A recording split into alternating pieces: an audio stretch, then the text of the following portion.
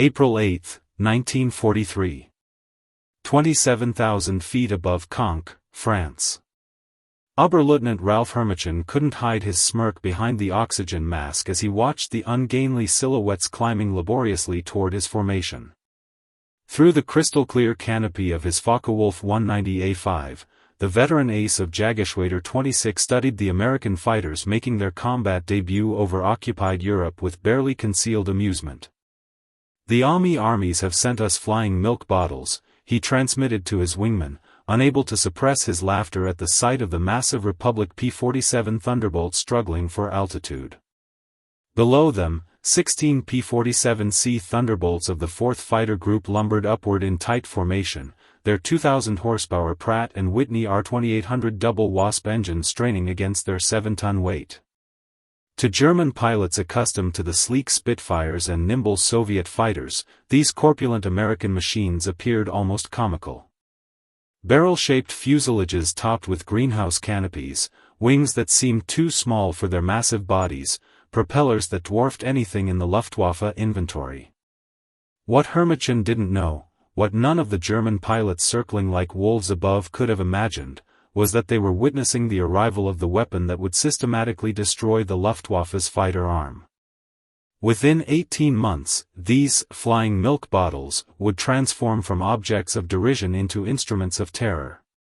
Their 850 caliber Browning machine guns would become the most feared sound in German skies. The mathematics of destruction were already loaded in those broad wings: 3,400 rounds of ammunition, a combined rate of fire of 6,000 rounds per minute, enough concentrated firepower to saw a Messerschmitt in half in less than 2 seconds. The transformation began that April morning when Major Donald Blakesley, commanding the 335th Fighter Squadron, spotted the German formation positioning for attack. The former Eagle Squadron veteran, who had transferred from RAF Spitfires just weeks earlier, understood what his men didn't yet know, that survival in the P-47 required abandoning everything they thought they knew about air combat. The Thunderbolt represented a radical departure from conventional fighter design philosophy. While the Germans had pursued lightweight interceptors optimized for climb and turn performance, Republic Aviation had created something unprecedented, a high-altitude juggernaut that used mass, power, and firepower to redefine the rules of aerial warfare. Among the 56 American pilots spread across the French sky that morning were men who would become legends, future aces whose names would strike fear into Luftwaffe hearts. But on April 8, 1943, they were novices in an untested machine, facing the most experienced fighter force in the world. The Germans had been fighting continuously since 1939, with veterans of Poland, France, Britain, and Russia. The Americans had been in combat for exactly 0 days. This is the story of how industrial logic defeated tactical brilliance, how quantity and quality merged into overwhelming superiority, and how German pilots' laughter turned to terror as they discovered what synchronized Browning machine guns could do to an aircraft at 400 yards. The Republic P-47 Thunderbolt had emerged from a June 1940 panic. As German fighters swept across France, Alexander Cardvelli, Republic Aviation's Georgian-born chief designer, received urgent specifications from the U.S. Army Air Corps. They wanted a high-altitude interceptor capable of matching the Luftwaffe's best. What Cardvelli designed instead was a monster that redefined the possible. "It will be a dinosaur," Cardvelli admitted to his design team, examining the blueprint spread across the drafting tables in Republic's Long Island facility. "But it will be a dinosaur with good proportions." The XP-47B prototype that first flew on May 6, 1941 shocked everyone who saw it. At 9,900 pounds empty, it weighed 65% more than its predecessor, the P-43 Lancer.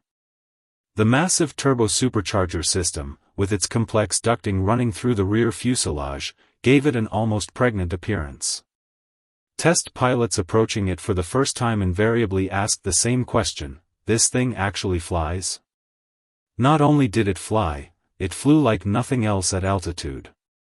The Pratt & Whitney R2800 double Wasp engine, an 18-cylinder radial producing 2,000 horsepower, could maintain full power at 27,000 feet where German fighters gasped for air. The turbo-supercharger, fed by exhaust gases, delivered sea-level performance in the stratosphere where the air was too thin for conventional superchargers to function effectively. But the road to operational status was paved with tragedy. Major Hubert "Hub" Zemke, commanding the 56th Fighter Group training at Bridgeport, Connecticut, initially despised the aircraft. His unit lost 18 pilots and 41 aircraft in training accidents between September 1942 and January 1943. The P-47 killed more Americans in training than Germans would kill in the first months of combat. It ground-looped on landing, torque-rolled on takeoff, and dove with such enthusiasm that pilots discovered compressibility, their controls freezing as shock waves formed on the wings at speeds approaching the sound barrier. The aircraft seemed determined to kill anyone who didn't treat it with absolute respect. Lieutenant Robert Johnson, a farm boy from Oklahoma who would become one of America's top aces with 27 victories, remembered his first flight with crystal clarity decades later. "It was like strapping yourself to a locomotive," Johnson recalled. "The power was unbelievable. You didn't fly it, you aimed it. The engine torque tried to roll you on your back during takeoff. The controls were heavy, requiring real muscle to move. But once you learned to work with it instead of against it, you discovered something extraordinary. This wasn't a fighter that danced through the sky, it was a fighter that dominated it through sheer force. Those who mastered the Thunderbolt discovered that its apparent weaknesses concealed revolutionary strengths. The massive weight that made it sluggish in turns made it virtually unstoppable in a dive. The big radial engine that seemed ungainly provided reliability that liquid-cooled engines couldn't match. The heavy armament that added weight delivered firepower that could destroy targets other fighters could only damage. The first combat encounters in April and May 1943 confirmed every German prejudice. The P-47s couldn't turn with the Focke-Wulf 190s, couldn't climb with the Messerschmitt 109s, couldn't match their nimble handling at medium altitudes. Luftwaffe pilots quickly developed tactics to exploit these weaknesses, attacking from below where the heavy Thunderbolt struggled, forcing turning fights where agility mattered more than firepower. Hauptmann Joseph Pips Priller, commanding officer of Jägerschwader 26, reported to headquarters after his first encounter with characteristic confidence. "The new American fighter is meat for the slaughter.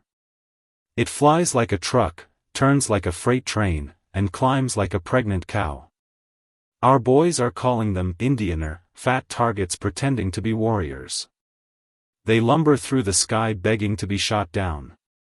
I predict they will achieve nothing beyond providing target practice for our pilots." The statistics seem to confirm German confidence. In their first month of operations, the American fighter groups lost 14 Thunderbolts for only 3 confirmed German kills. The exchange rate was catastrophic. The RAF, observing from their Spitfire squadrons based at nearby airfields, quietly suggested the Americans might reconsider their choice of mount. British pilots joked that the best evasive maneuver in a P-47 was to unstrap and run around the roomy cockpit while the German fighters tried to figure out where you'd gone. American morale plummeted. Pilots who had dreamed of becoming aces found themselves flying what seemed to be the worst fighter in the European theater. Some requested transfers to P-38 Lightning units. Others wrote home expressing doubts about their chances of survival. The Thunderbolt appeared to be a catastrophic mistake, an aircraft designed by people who had never seen air combat. But something strange was happening in those early encounters that German intelligence failed to notice. The P-47s that were shot down had absorbed incredible punishment before falling.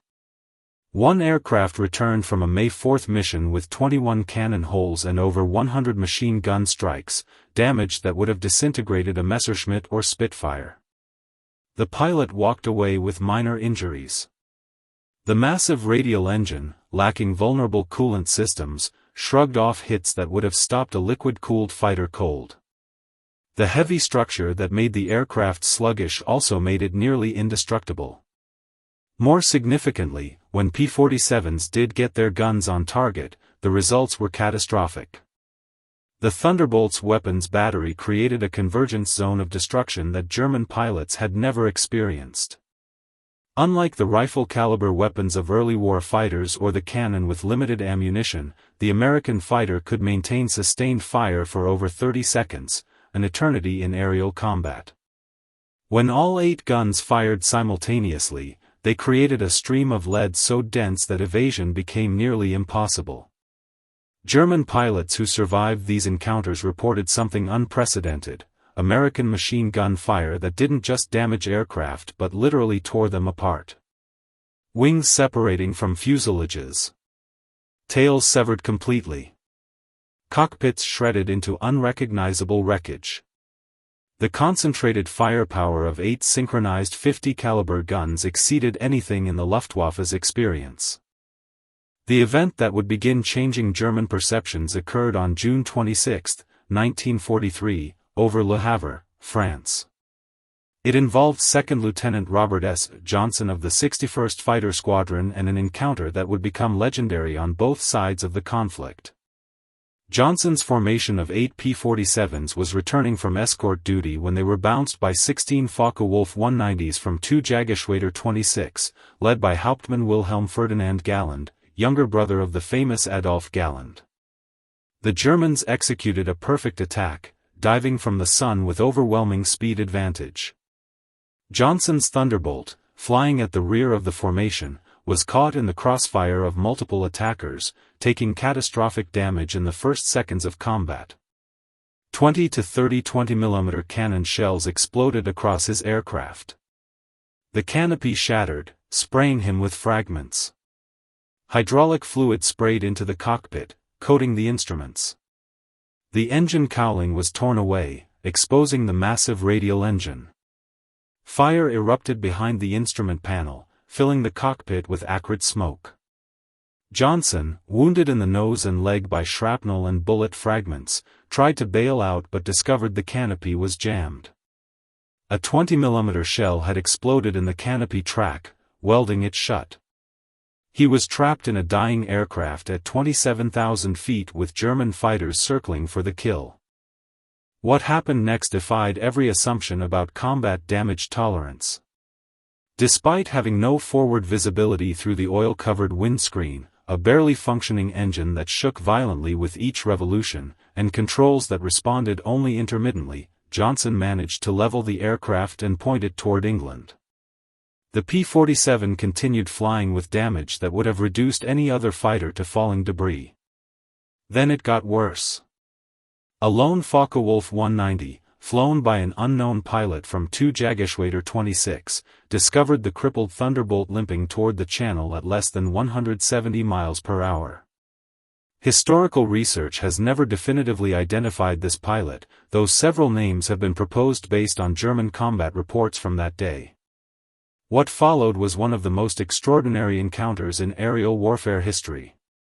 The German pilot positioned himself behind Johnson's P-47 and opened fire with his 4 20mm cannon and 2 13mm machine guns.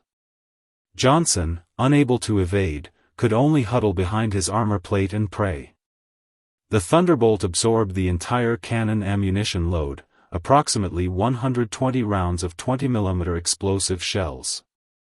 Then the German repositioned and fired again, this time with only his machine guns, the cannon ammunition exhausted. The German pilot pulled alongside, staring in disbelief at the flying wreck. Johnson could see his face clearly through the shattered canopy, young, blonde, his expression shifting from confidence to confusion to something approaching fear. The pilot's eyes were wide.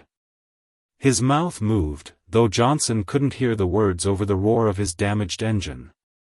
The German looked at the Thunderbolt, then at Johnson, then back at the aircraft, as if trying to comprehend what he was seeing. The German repositioned and emptied his remaining machine gun ammunition into the Thunderbolt. Still, it flew. He pulled alongside again, shook his head in apparent amazement, gave an informal salute, raising his gloved hand to his helmet in a gesture of respect, and peeled away, presumably out of ammunition and unwilling to witness the inevitable crash. Johnson's P-47 landed at Manston with its engine failing on the runway, trailing smoke and hydraulic fluid. The crew chief stopped counting bullet holes after reaching 200. One cannon shell had exploded inches from Johnson's head, the fragments embedding in his leather helmet. Another had detonated against the armor plate behind his seat, the impact leaving him bruised and battered. The engine had taken direct hits to 3 cylinders. The control cables were partially severed, held together by a few strands. 3 of the 4 main longerons, the structural backbone of the fuselage, were shot through. Yet the aircraft had brought him home. The survival of Johnson's aircraft sent shock waves through both air forces. American engineers studying the wreckage realized they had underestimated their own creation. The Thunderbolt was far tougher than anyone had imagined. German intelligence, receiving combat reports from 2nd Section of Jagdgeschwader 26, initially refused to believe it. No aircraft could absorb that much punishment. But testimony from multiple pilots confirmed the impossible. The Thunderbolt had taken everything the Luftwaffe's best fighter could deliver and survived. Within weeks, Johnson's story spread through the fighter groups. The Thunderbolt might not turn like a Spitfire, but it could take punishment that would destroy 3 Spitfires and still bring you home. Morale began to shift. Pilots stopped requesting transfers. They started looking for ways to exploit their aircraft's unique capabilities. By July 1943, American pilots were learning to exploit the P-47's true strengths. Lieutenant Colonel Hubert Zemke, the 56th Fighter Group commander, had discovered the secret through brutal trial and error. "Don't turn with them," Zemke hammered into his pilots during every briefing. "Don't climb with them at low altitude. Use your weight. Use your power. Use your guns. The Thunderbolt is not a dogfighter, it's a destroyer. We don't dance with the enemy. We strike them like a hammer from heaven." The Thunderbolt's massive weight, initially seen as a disadvantage, became a weapon. In a dive, nothing could catch it. From 30,000 feet, a P-47 could reach 550 miles per hour, faster than any German fighter could achieve even in a vertical dive. This speed could be converted to altitude in a zoom climb that left pursuing fighters helplessly behind, their engines struggling in the thin air while the turbo-supercharged Thunderbolt continued climbing. Captain Walker "Bud" Mahurin, who would become one of the first American aces in Europe, developed what became known as the boom and zoom tactic, though pilots called it the Thunderbolt turkey shoot. Instead of engaging in traditional dogfights, P-47 formations would climb to 30,000 feet or higher, altitude where German fighters could barely operate. When Luftwaffe fighters appeared below, usually attacking bomber formations, the Thunderbolts would roll inverted and dive, reaching speeds that made deflection shooting impossible for defending Germans. At the bottom of these dives, traveling at speeds exceeding 500 miles per hour, the American heavy machine guns would speak. German pilots who survived described it as facing a wall of lead. The combined firepower creating an impenetrable zone of destruction. Aircraft caught in this convergence pattern didn't just fall, they disintegrated. Wings folded backward. Fuselages broke in half. Cockpits simply ceased to exist. Unteroffizier Heinrich Roth, a gunner in a Messerschmitt 110 who survived such an attack during the August 17 mission, later recounted in POW interrogation. "The American fighters came down like hammers from heaven. I opened fire at 800 meters. Good hits, I saw them strike the fighter's wing. The P-47 didn't even wobble. Then he fired. The aircraft ahead of us simply came apart. Not shot down, destroyed. Wings separated from fuselage, tail severed, the crew compartment shredded into metal confetti. In 2 seconds, a 110 became nothing but falling debris." The true revelation of American firepower came during the August 17, 1943 dual raid on Schweinfurt and Regensburg, the deepest penetration into Germany attempted to that date. This mission would demonstrate both the P-47's limitations, its range, even with drop tanks, and its terrifying effectiveness when employed properly. Major David Schilling, leading the 62nd Fighter Squadron, encountered a formation of Messerschmitt 110 destroyer aircraft positioning to attack B-17s with their heavy cannon and rocket armament. The twin-engine German fighters, heavily armed but less maneuverable, were the Luftwaffe's specialized bomber killers, equipped with weapons capable of destroying heavy bombers from outside defensive gun range. Schilling's flight of 4 Thunderbolts rolled into their attack dive from 28,000 feet. 8 Messerschmitt 110s were destroyed in less than a minute. The German pilots had never experienced such concentrated firepower. Each P-47 carried 425 rounds per gun, 3,400 rounds total, weighing nearly 900 pounds. At convergence distance, typically set at 300 yards, all 8 guns' ballistic paths intersected in a zone roughly 6 feet in diameter. Anything in that zone faced 100 projectiles per second, each traveling at 2,900 feet per second. The ammunition itself was a revelation of American industrial capacity. While German fighters struggled with limited cannon ammunition, typically 120 to 200 rounds for a 20mm weapon, American pilots could maintain fire for over half a minute of continuous trigger time.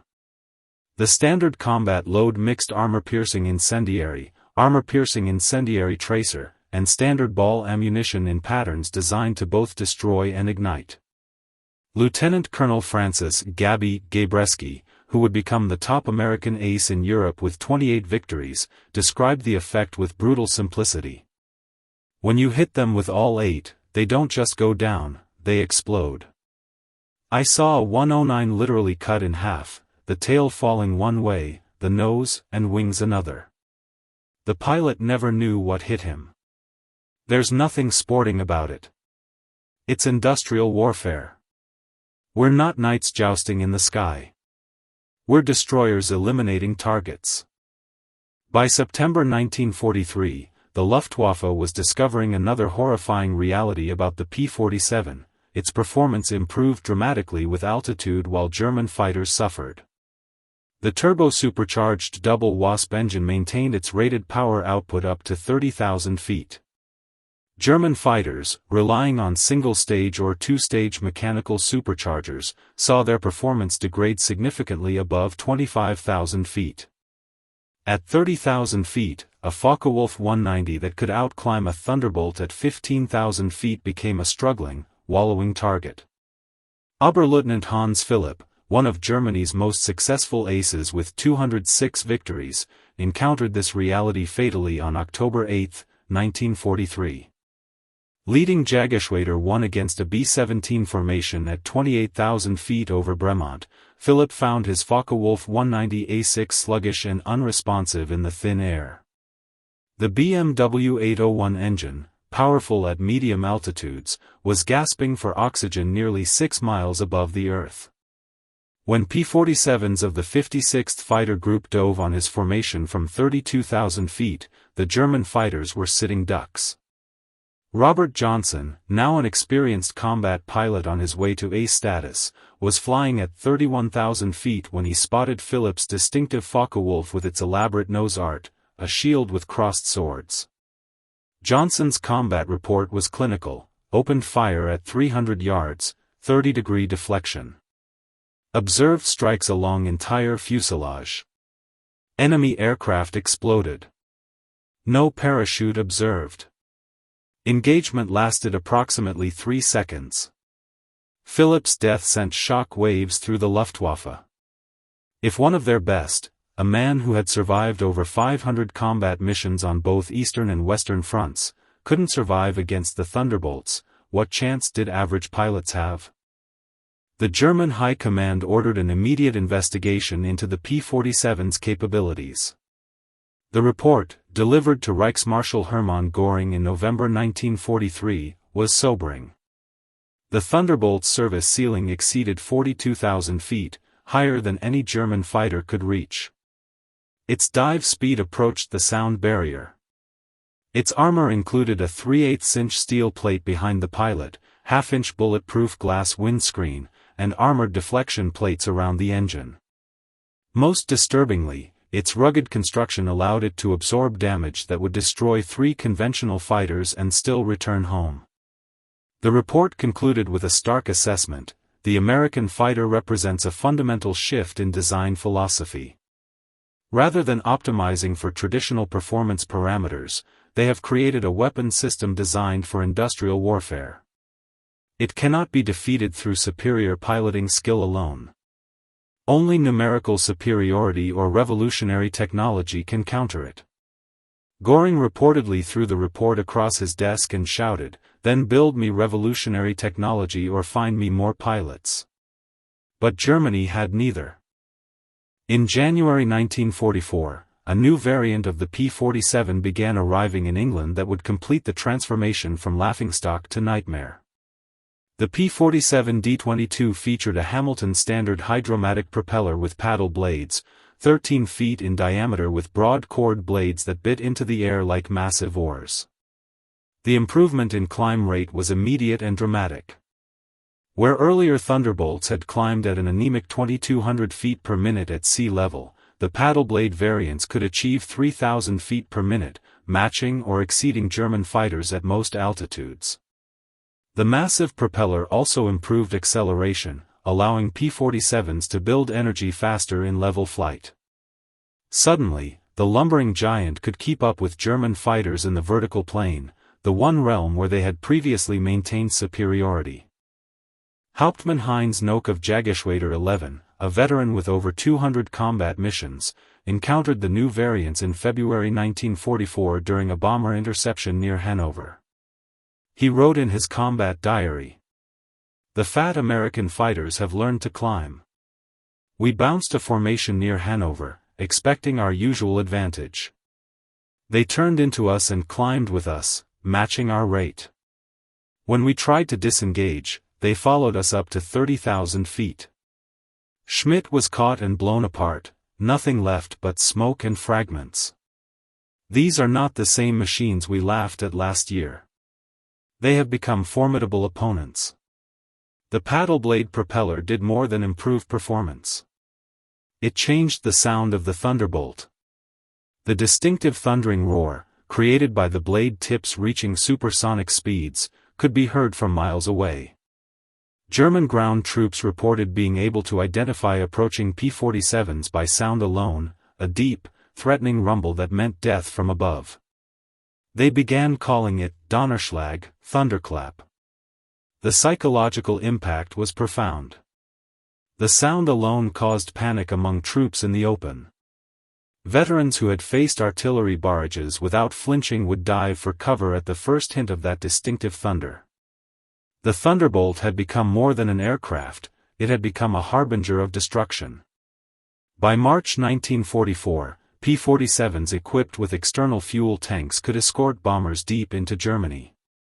The standard configuration carried 2 108-gallon wing tanks or a 75-gallon belly tank, extending range to over 1,000 miles. With the paddle blade propeller providing improved performance even when loaded, Thunderbolts could fight on equal terms immediately after dropping tanks. The Luftwaffe's response was to concentrate on the bombers, hoping to inflict enough losses to stop the American daylight campaign. But this required flying through the P-47 escort screen, an increasingly suicidal proposition. German pilots developed a grudging respect that bordered on fear for the big American fighters. Major Gunther Rall, one of Germany's top aces with 275 victories, mostly on the Eastern Front, survived an encounter with P-47s on March 6, 1944 that left him badly wounded. He later recalled in a post-war interview, "We saw them above us, fat silhouettes against the sun. Someone laughed and said, 'Here come the flying pigs.' Nobody was laughing 30 seconds later. They came down like an avalanche, faster than we could react. The first pass destroyed 3 of our fighters, just gone, transformed into burning debris falling toward the earth. Their guns didn't fire in bursts like ours. They poured out solid streams of fire. Getting caught in that stream meant instant death. I took hits in my wing and tail, lost half my elevator control. Only luck saved me. I rolled inverted and dove, pulling out just above the trees. The G-forces nearly killed me, but the Thunderbolts couldn't follow at that altitude without hitting the ground. They pulled up and left me. Professional, efficient, deadly. The escort missions revealed another P-47 advantage: endurance. While German fighters operated at maximum power settings that consumed fuel rapidly, forcing them to break off after 15 or 20 minutes of combat, the big American radials could cruise efficiently at high altitude. Thunderbolts could remain with the bombers for hours, rotating top cover while maintaining enough fuel for combat and the return journey. As more P-51 Mustangs arrived to take over long-range escort duties in spring 1944, P-47 units increasingly focused on ground attack, a role that would make them the most feared aircraft in the German arsenal. The transition began in earnest in April 1944 as the Allies prepared for the invasion of France. The Thunderbolt's heavy machine gun battery proved equally effective against ground targets. The standard armor-piercing incendiary ammunition could penetrate the top armor of most German vehicles, while the sheer volume of fire could destroy soft targets in seconds. A 2-second burst put 160 half-inch projectiles into a target area the size of a truck. But it was the addition of bombs and rockets that transformed the P-47 into a true multi-role monster. The D-25 variant could carry 2,000-pound bombs under the wings and a 500-pounder under the fuselage, a bomb load equal to early war medium bombers. Later variants added zero-length rocket stubs for 10 5-inch high-velocity aircraft rockets, each equivalent to a 105mm artillery shell. Oberst Hans von Luck, commanding the 125th Panzer Grenadier Regiment during the Normandy campaign, experienced P-47 ground attacks firsthand. They came in low, so low you could see the pilots' faces behind their masks. The sound was terrifying, engines roaring, rockets screaming. Then the hammer of those heavy machine guns. A column of our truck simply ceased to exist.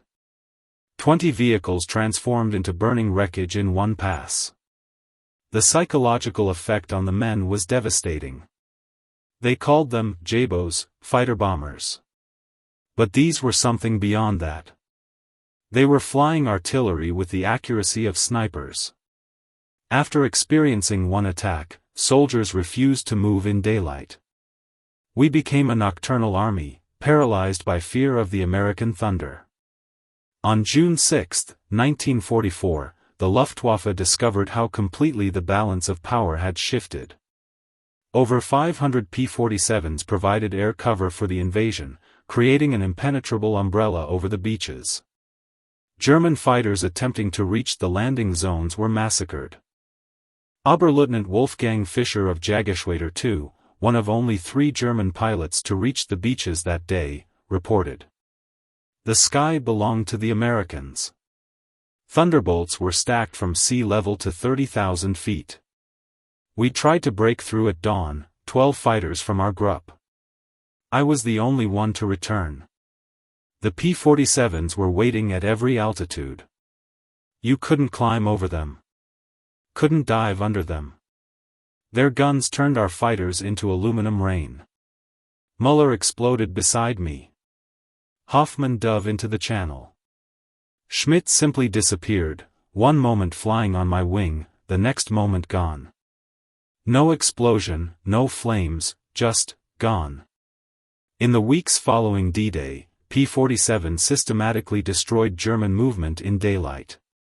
The statistics were staggering.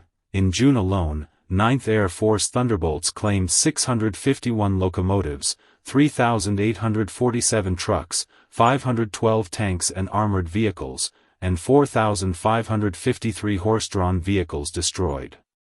The Wehrmacht was forced to move only at night, severely hampering their ability to respond to Allied advances. Divisions that should have reached the front in hours took days. Supply columns that should have delivered ammunition and fuel never arrived.